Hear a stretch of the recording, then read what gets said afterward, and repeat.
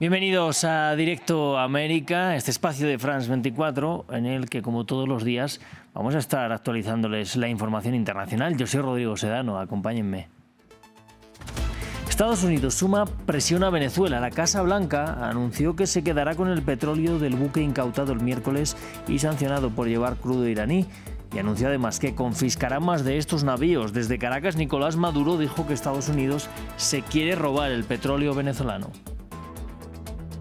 Y Kilmar Abrego García, el migrante salvadoreño detenido en Estados Unidos, ha quedado en libertad.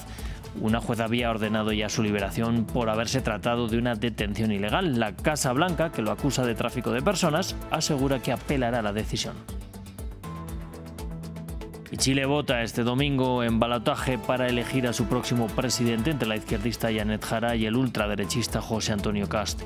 La economía será un punto clave por el alto costo de la vida, las marcadas divisiones sociales y el lento crecimiento. Tenemos reporte.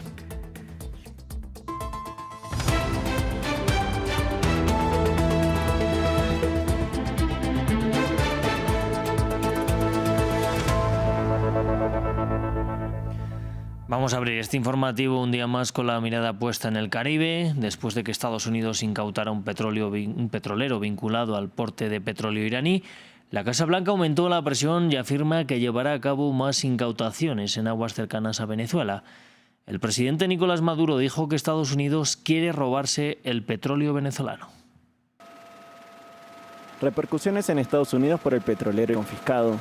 El último movimiento de Washington en el Caribe resuena en las esferas políticas locales. Desde la Casa Blanca afirmaron que la intención es quedarse con el petróleo que portaba el barco retenido, apuntado por estar relacionado a la Guardia Revolucionaria iraní. El buque irá a un puerto estadounidense y Estados Unidos tiene la intención de incautar el petróleo. Sin embargo, existe un proceso legal para la incautación de este petróleo. Las acciones militares frente a las costas de Venezuela han subido la tensión en las últimas semanas y generan preocupación dentro del Senado, con opiniones divididas. Creo que es una escalada. Se podría analizar solo eso y decir, ¿y cuál es la justificación? Pero todo es parte de un patrón. Ya sabes, los choques con barcos, las amenazas, la invasión terrestre podría ser el siguiente paso, la confiscación del petrolero. Tengo entendido que se trataba de un barco que había recibido previamente una autorización para apoyar a la Guardia Revolucionaria y que luego se hizo en colaboración con el FBI y el Departamento de Justicia. El emergente conflicto en Venezuela también divide aguas en el panorama internacional. Mientras la opositora al gobierno de Nicolás Maduro, María Corina Machado, se manifestó a favor de la incautación, el presidente ruso Vladimir Putin reiteró su respaldo a su par venezolano. En tanto, el secretario general de la ONU dijo estar preocupado por la incautación y la escalada en el Caribe. Y en otras noticias de Estados Unidos, Kilmar Abrego García, el migrante salvadoreño detenido en Estados Unidos, ha quedado en libertad. Fue detenido, deportado y devuelto a Estados Unidos, donde fue acusado de tráfico de personas, pero una juez había ordenado su liberación por haberse tratado de una detención ilegal. La Casa Blanca asegura que apelará a la decisión y ataca a la juez alegando que opera como una activista judicial. La Casa Blanca se opuso a este activismo de un juez que realmente está actuando como activista judicial, lo cual hemos visto desafortunadamente en muchos casos en todo el país. Abrego García está presente en nuestro país ilegalmente. Es un conocido traficante de personas. Es un conocido miembro de una banda. La administración tiene pruebas de ello. Y como vieron, del Departamento de Seguridad Nacional emitieron una declaración diciendo que continuarán peleando esta batalla legal en la Corte. La economía es un tema central para millones de chilenos y chilenas. La ciudadanía llega a las elecciones de este domingo presionada por el alto costo de vida, las marcadas divisiones sociales y el lento crecimiento. Muchos consideran que la gestión del presidente Gabriel Boric no logró resolver estos temas pese a las promesas de lograr una sociedad más igualitaria. Desde Santiago, la capital chilena, nos lo cuenta Martín Gripo. La economía de Chile es un tema que preocupa a la ciudadanía de cara a la segunda vuelta presidencial. En un país altamente desigual y con un alto costo de vida, existe la sensación entre algunos ciudadanos que el gobierno de Gabriel Boric no logró achicar las brechas. No, el costo de vida está cada día más caro. No más cuesta más de ganarte la platita para poder sostener el sustento de la casa. Y ahora se bajó mucho ahora uno se va con menos plata que antes. De acuerdo al Instituto Nacional de Estadística, a noviembre de este año la inflación fue del 3,4% interanual. Esto, junto al alto costo de las viviendas, presiona a muchas familias. Bueno, la situación económica en Chile después de la pandemia se fue al suelo. Incluso yo en mi negocio estoy como a la mitad de lo que era antes. El promedio, si nos ponemos como el sueldo mínimo, yo creo que el sueldo mínimo en verdad no alcanza para nada. Y unas 4 personas te diría que para vivir cómodamente 1,5 millones, 2 millones de pesos. Porque si no, no se pueden dar esos gustitos que a veces todos necesitan.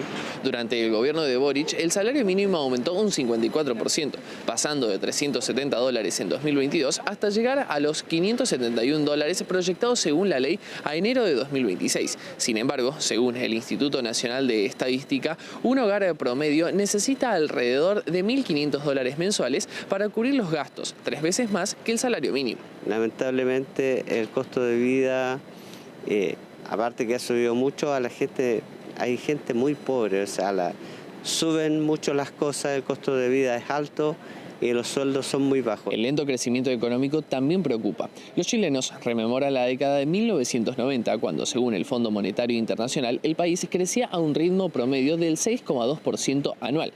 Pero estos números parecen muy alejados. El crecimiento económico y la productividad se han desacelerado en los últimos años, y tanto el FMI como el Banco Central chileno proyectan cerrar el año con un crecimiento del 2,5%. Seguimos hablando de América Latina. Este jueves la Fiscalía de Perú solicitó una pena de 8 años y medio contra el expresidente Pedro Pablo Kuczynski por delito de colusión. Lo acusan de supuestamente haber favorecido a la constructora brasileña Odebrecht en la adjudicación de una obra de la carretera interoceánica del norte. Nos lo contó previamente desde Lima nuestro corresponsal Francisco Zacarías. La Fiscalía presentó ante la justicia peruana la acusación contra el expresidente Pedro Pablo Kuczynski, en la que exige más de 8 años de cárcel contra el exmandatario y 9 años de prisión contra otros exaltos funcionarios por el delito de colusión en perjuicio del Estado peruano. Según el Ministerio Público, Kuczynski habría aprovechado su puesto como ministro de Economía y presidente del Consejo Directivo de Proinversión entre los años 2004 y 2005 para sostener reuniones con el alto directivo de Odebrecht, Jorge Simões Barata, con la finalidad de favorecer intereses de la constructora brasileña en el proyecto Irsa Norte. La Fiscalía afirma que el perjuicio al Estado peruano superaría los $108 millones. Pedro Pablo Kuczynski, quien tiene previsto postular al Senado en las elecciones de 2026, rechaza los cargos y negó que en las investigaciones en su contra exista algún testigo que lo haya implicado en algún pago ilícito. La Corte Superior Nacional va a tramitar la acusación del Ministerio Público para que pueda ingresar a un tribunal. Pero este no es el único tema en el que se encuentra Kuczynski. Sobre él recae otra acusación de la Fiscalía en la que se exige 35 años de cárcel por el delito de lavado de activos por el caso Westfield Capital, que también está relacionado a Odebrecht. A sus 87 años, el exmandatario peruano afronta un panorama legal más que complicado. Vamos ahora a la Franja de Gaza, donde las duras condiciones climáticas azotan a los gazatíes que viven en campos de desplazados.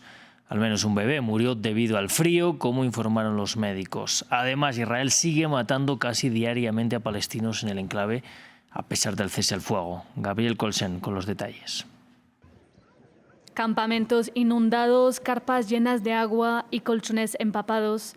El invierno y las lluvias golpean a los muchos gazatíes que siguen viviendo en campamentos improvisados. La noche pasada fue terrible para nosotros y nuestros hijos debido a las fuertes lluvias y al frío. Los niños estaban empapados, las mantas estaban empapadas, los colchones estaban empapados y no sabíamos a dónde ir. Al menos una familia perdió a su bebé debido a la lluvia y al frío.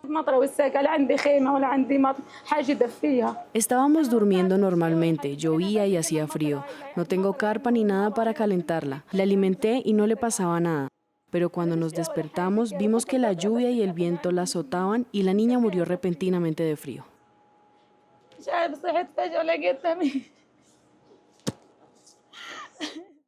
La Defensa Civil pide casas móviles para los habitantes de Gaza, mientras Israel sigue bloqueando la entrada de parte de los equipos necesarios al enclave. En Han Yunis, la gente se despidió de 2 adolescentes que el ejército israelí mató con disparos el miércoles. Este es mi sobrino, tenía 15 años, llevaba un año viviendo cerca de la zona de Al-Alam.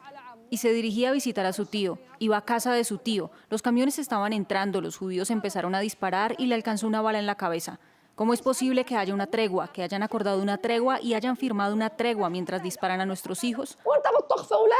Según el Ministerio de Sanidad gazatí, el ejército de Israel ha matado a al menos 379 palestinos en los 2 primeros meses de alto el fuego. Así cerramos este informativo. Yo les invito a que sigan aquí en France 24 y como siempre, gracias por elegirnos.